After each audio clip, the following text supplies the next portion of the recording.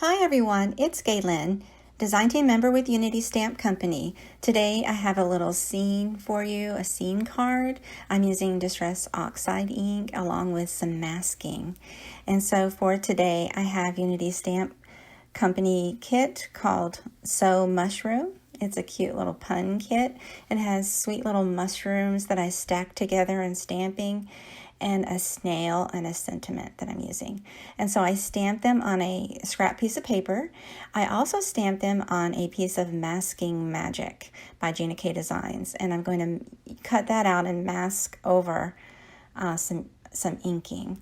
So I have various inks that I stamp with. I'm going to use alcohol markers, so I stamped with Simon Says Stamp Intense Black ink. I have also 3 colors of Distress Oxide ink by Ranger.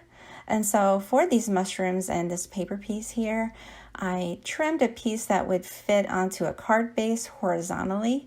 And so I just want a narrow strip there that's going to be colored for the scene. And so I stacked the mushrooms and I placed the snail. Now I'm adding a little color, just very light colors of gray and a little pink to the mushroom and to the snail.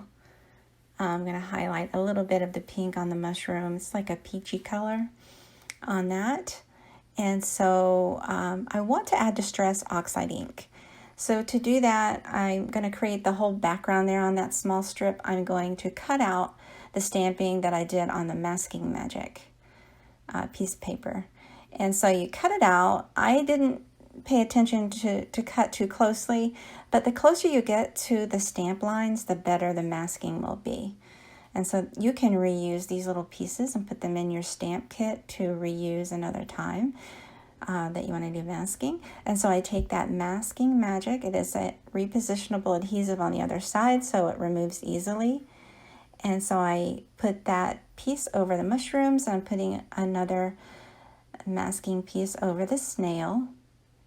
And then I'm ready to go ahead and make a background of a sky and sort of a ground scene. I wish that I had used a darker shade of green. I used peeled paint, and I wish I had gone darker. It looks more yellowy, especially on the photos. So I wished I had done darker at the bottom and more yellowy in the middle only.